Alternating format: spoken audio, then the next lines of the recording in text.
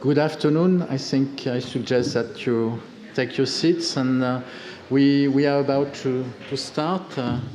My name is Jean-Claude Dezenclos. I am a physician by training, epidemiologist, and I am the scientific director of a public health agency in France, which is Santé Publique France.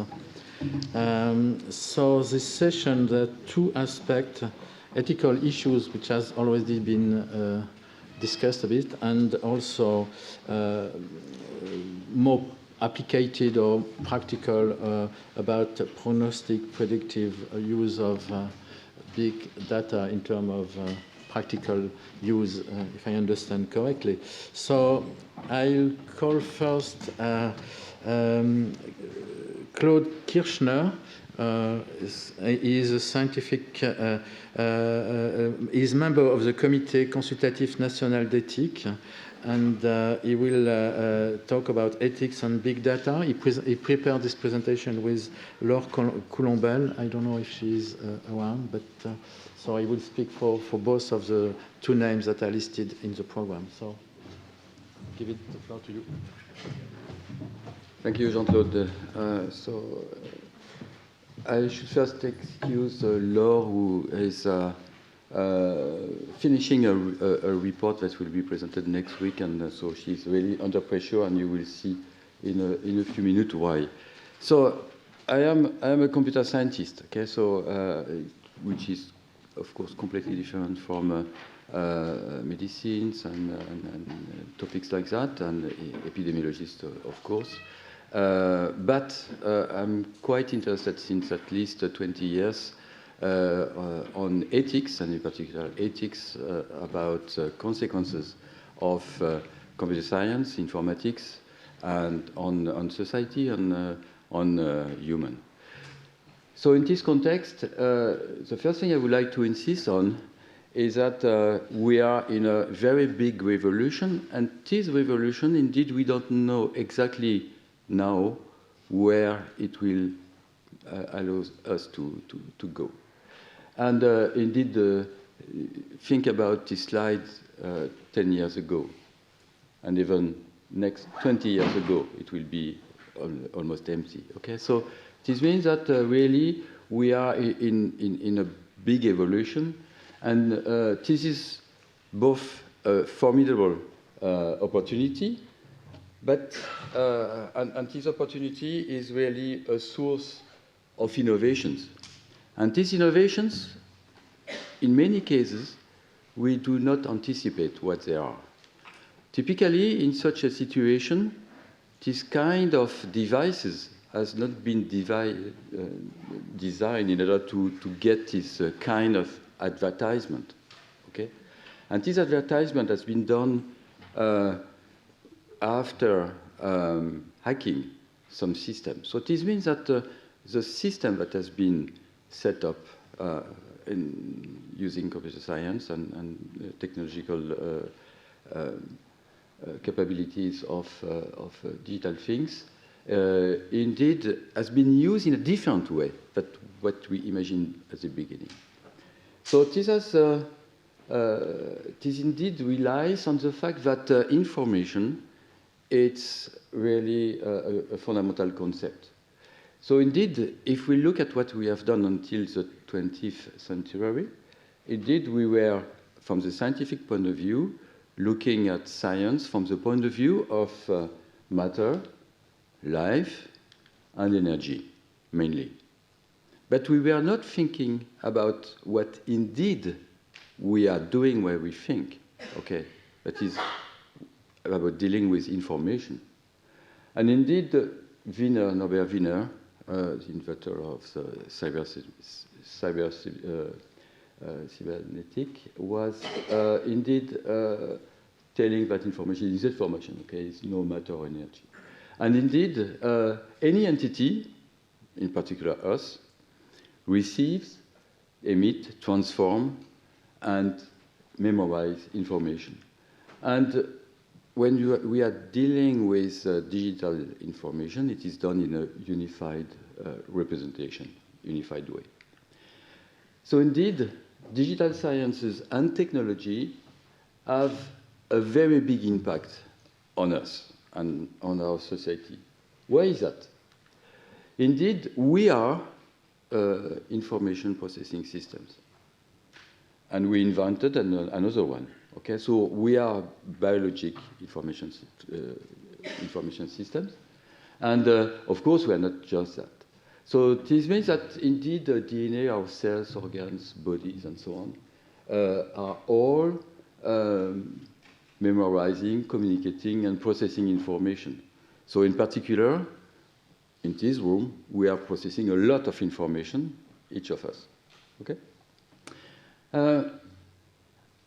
This has very strong impact on us and the society, because in these two types of information processing system, the human and the digital, and in more generally the biological and the digital, they complement each other, they interact, they collaborate, they combine, with a lot of consequences on our organization and our life. So in this context, indeed, the CCNE, which is a National Consultative Ethics Committee for Health and Life Sciences, decided to set up two working groups. The first one, in collaboration with CERNA, which is the Ethical Committee for Research in computer science and digital sciences. Indeed, in collaboration with CERNA, CCNE decided to launch a working group on digital technology and healthcare with ethical issues, from which ethical issues and for which regulations. And the report is available there. And indeed, Laure is working on this report, okay, that will appear next week on big data and health about ethical issues. So, what are we talking about? So this is a very challenging slide, because in one slide, I would like to give an idea of the definition of ethics, moral, deontology, integrity, and law. So one slide for 3,000 or 4,000 years of thinking. Okay, but let's try. Okay? So I would like first to say that for me, and during this talk, ethics will be the positioning on value hierarchies along the way, based on experience as well as personal and collective reflection. So moral in this context is etymologically like ethics, but it also concerns social and religious morals. So this means that morals are more prescriptive than ethics, which are more descriptive thinking. Deontology is rules of profession, like Hippocrates' oath. Okay, so that's rather simple in some sense. Notice that for deontology, there are not so many explicit deontological rules in many other disciplines than medicine. Okay, for example, for computer science, okay, not so many. Integrity is the absence of bad intention, in particular honesty, and of course, scientific integrity is very important. And law is what is related to civil code, it's national and international and laws, and this is also subject to interpretation. So, starting with this definition, why do I give this definition? Because indeed, when we are in such a situation, when we have been, and you are in such a situation, how do you decide what to do? Okay? So in the first situation, I will say no, of course. Okay? But I have a phone, okay, somewhere here. And of course, I'm using a phone currently. So which is very similar to an RFID tag, of course. And so why do we say yes? Because indeed, in the first case, there are two values that are in competition. Okay, so there is a hierarchy of two values. There is privacy, and there is availability of services. Okay, and so in the first case, you put privacy, at least I put privacy on top. Okay, so hierarchy of value is that, okay, I will say, because it violates my privacy, I will say no. In the second case, the hierarchy of value is different, okay? And services come on top. So which means that in this case, I say, okay, because of this positioning of the different values that I consider, then I will say, okay, cool, I take it. So it is a very simple ethical way to think about how do I take this decision and why do I take this decision? And what kind of information can I take at the individual level as well as the collective level in order to make that possible? Okay, so now coming back to health, indeed we are in a situation where we get a very fast diffusion of digital in health. And okay, I believe that mostly in this room everyone knows the subject, but it's really everywhere, okay? And so this means that from signal processing, machine learning in health, okay, which was one of the subjects of this seminar, of course, telemedicine, digitalization of surgery rooms, and so on, okay? But also medical education, of course, genomics, of course, clinical research, and detection and control of epidemics, okay, in particular in this context. So we get it everywhere. And, of course, with a lot of interesting consequences. And indeed, what the first working group I was talking at the beginning about was, so this working group was finding, in the context of CCNE and CERNA, that this rapid rate of digital diffusion within the health system is an irreversible fact. Okay, we cannot go back, or it will be really something that impacts the society so deeply that it will be terrible. It is also the fact that digital science and technology is a major source of advances in strengthening the quality and efficiency of our health system. Okay, so to refuse that will be unethical with respect to the value of providing nice services. Okay? And so the mobilization of this potential, because of what I was saying at the beginning of the talk, is only at its beginning. Okay, that is indeed we have a lot of potential in using this kind of techniques in the future. But what is essential in this context is, of course, to be that this process should be accompanied by a continuous analysis of the ethical issues associated with those technologies and their future development. Okay, so some other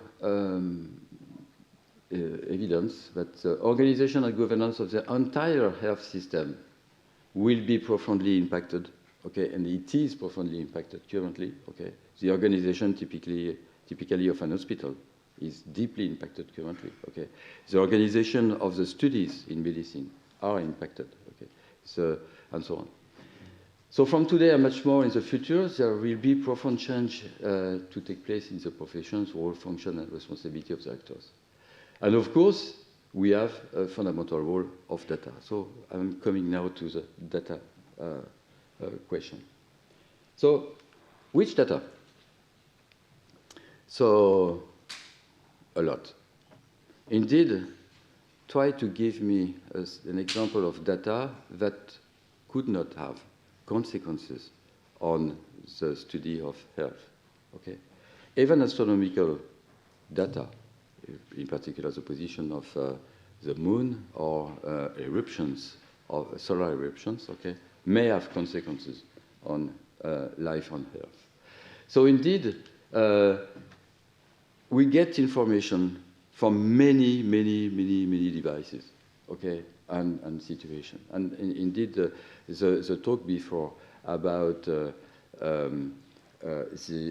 relationship between the environment and the health was very interesting, okay, because it showed, and I believe that all the environmental data are, of course, a main topics of our subject today.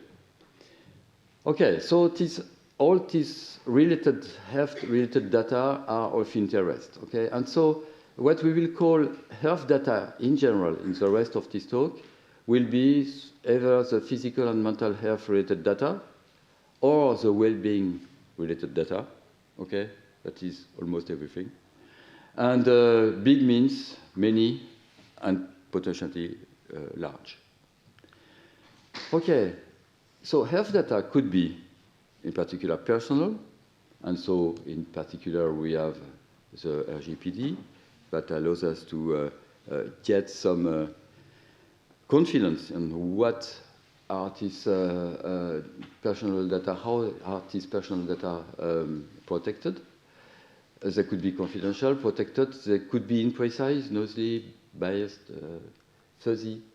They are in general widely distributed. Okay, we have this kind of health data in our phones, in computer everywhere in the world, and so on. They are not so easily accessible in general. Okay, even if at in some cases they are too easily accessible, for example, for insurance company and so on. But in general, it's not so easy to access this data in a reasonable, organized way. And of course, they can be critically vital because from time to time, you need to access this data very quickly in order to save someone, the life of someone. So health data are also a new opportunity of main progress in knowledge and health. Okay, so this is very simple. Potentially eternal, okay, because as soon as you created them, okay, it's difficult to erase them, okay, even if in some cases you would like them not to disappear from your phone, for example. They are shareable at the international global level, and it can be largely and almost instantly shareable at that level, so which poses also a lot of questions. It's a source of new information that is rather important. That is, indeed, you can cross different information in order to get new information. So typically, if you get a database saying that all humans are mortals, you know also that Socrates is a human. So you can induce that he will be mortal. Okay, he is mortal. So you see that the secondary informations, knowledge that are consequence of the primary information is something very important, and today it is crucial to get the ability, in particular for scientists, but not only, in order to be able to get access to all this information, in order to cross the different information and to generate new ones. And all this information is almost unusable without computer power, okay? Because it is not at the level of human, it is really at the at the level of the machine that we have set up in order to help us to analyze this data. And okay, as I said, it is an environmental challenge, both from the point of view of understanding how the environment influence provide us data, but also how all this data processing, data storage, communication, and treatment is indeed giving some garbages at some time that we need to take care. Okay, so this means that our phone currently have something like a lifetime of 3 years, something like that. Okay. And so you can imagine currently there are more phones on Earth than humans. So this means that if we renew all these phones every 3 years, it's okay. Can you imagine what we are generating? What kind of challenges we need to solve from the point of view of environment? So health data set up new challenge, like, so it will not be exhaustive, okay, but like what? Like we would like to get correctness, transparency, and privacy with respect to treatment of data that are concerning ourselves and our family and our society. We would like this data to be treated in a way that they are findable, accessible, interoperable, and reusable, okay? And this is called the FAIR principles. And for sciences, this is very important because it allows us to reproduce things. It is also important to understand that we have new actors, not only health, but also technically and commercially oriented. Okay. And typically 23andMe, as we talked just before, but also data scientists. Okay, data scientists are not so familiar at the beginning with medicine, but also patient association and so on. So, and of course, another challenge is about precision medicine and solidarity. But is indeed, as soon as we get a clear understanding of what is our own future, our own state of health, indeed, an insurance company will indeed target the solidarity process in saying that, of course, it will be good if you are in good health for me to cover you for a few less money, okay? But and if you are not in such a good health, then you have to pay more. So, which means that it is indeed this nice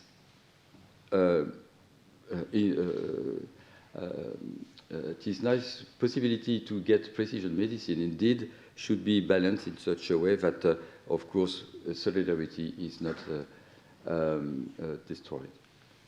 So I will talk about a few major ethical issues in the rest of time that I have now.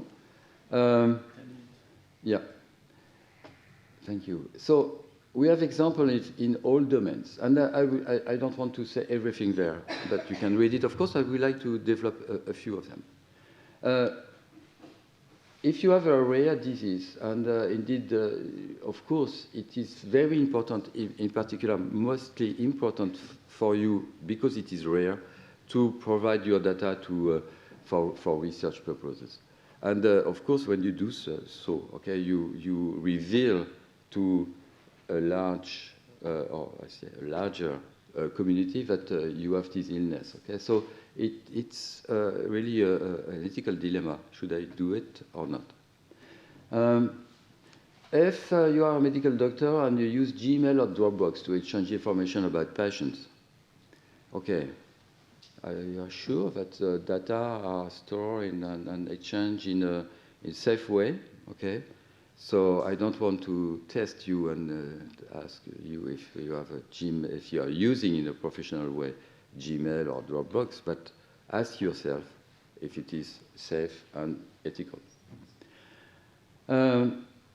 So if you are an engineer and you develop pollution software, pollution control software, for example, in some automotive company, and someone asks you to twist a little bit the software and the use of data in such a way that indeed you get the testing more easily, shall you do it or not? And what kind of education do you get in order to be able to defend yourself and to present your opinion? Okay? And I would like to say a word about the last one. So medical doctors, as everyone, can make errors, mistakes. And you see that it is difficult, and even maybe more difficult for medical doctors, in order to reveal these mistakes, in order to go further, and for the others not to do the same, or to get systems that allows us to forbid to make these mistakes. And so you see that there is a big dilemma there, okay, an ethical dilemma. Should I reveal it? Okay, and if I reveal it, then I will, and maybe penally under the penal law, okay. But if I don't, then my personal ethics could be questioned. Okay, so I think this is a lot of examples of the domain. So what we identified, at least at CCNE, as a main ethical challenge is that a new balance should be found in the exercise of an ethical approach to follow up the consequences introduced by digital science and technology without, and this is important, slowing down the expected benefit, but without weakening the principle which human quality and human relations are based on. Okay. So in particular, what are the main values that we would like to speak about? So, of course, we can speak about the value presented in the Belmont report, and the respect of person, including patients, okay? Justice, and beneficence and non-malfeasance. And so, what about the respect for persons? So the main recommendation that we are making is rethink the notion of informed consent and ensure adaptation of the digital world rapid evolution. So the main point is about informed consent. Okay. Currently, what does it mean to give the informed consent? Because your data will be shared almost at the international level. It's very difficult, but technically not impossible, to indeed to get metadata associated to health data in such a way that indeed this metadata control the consent that you have given. Okay, so this provides to the data the correct access with respect to your consent. And I know that in Canada, for example, you are working on these topics. In France, we are also going this way. So this means that the consent may be not only dynamic, but it could be completely attached to each data that we are releasing. Second point about justice. The main recommendation is to balance personalization, equity, and solidarity. As I said before, the fact that now we get very nice and powerful tools in order to get personalized diagnostic and treatment of many diseases is balanced by the fact that we should still get solidarity for everybody and, of course, equity. And about beneficence and non-malfeasance, indeed the main recommendation is to ensure access to digital technology for all, including people, poor people, or people that are that have difficult relationship with digital technologies, okay, because maybe they are too old or maybe they don't have the appropriate education in order to understand them. And second point, to ensure human guarantees. That is, indeed, we have very powerful tools, like digital tools, okay? But these are tools. We are the master. We need to get control and to keep control, okay? And so, but this is not so easy to say, not so easy to implement, okay? So it's really something that we need to think about. Educate all actors, okay? And including first students, okay? So thank you for many of you to be there. But also everyone, and in particular every person, in order to be able to understand what are these kind of technologies, how they can be applied. In France, this is rather terrible, but it's going better. But until 2 or 3 years ago, there was no education at the level of primary, elementary school or college on computer science. So people do not understand what is computer science, do not understand what is an algorithm, do not understand what kind of data they are generating.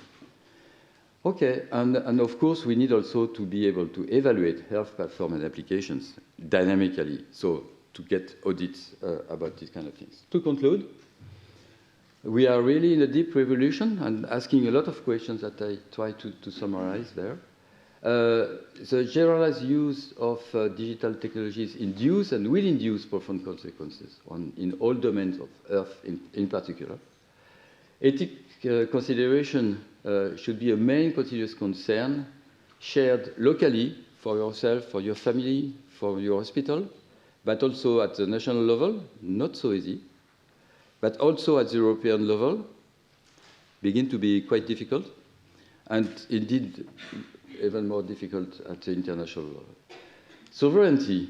So sovereignty is something very important. That is, what is the strategic autonomy of individuals, of scientists, of national and digital people, so of nations, and of course of enterprise on digitals. So these sovereignties are challenged. And in particular, as a scientist, do you have access to all the information that you need? In particular, do you have access to all the publications? Do you have access? How do we organize the access to the data in such a way that we respect all the ethical values and principles that I mentioned there? Okay. So currently, this is completely open question, and we should be very aware that currently, if we are not sufficiently attentive to that, we will not have anymore in some countries, and in particular in France, the capability to make research at the best international level, just because we will not have the possibility to access to the right data and information. And so we are all concerned and responsible as persons, scientists, engineers, and staff. Thank you.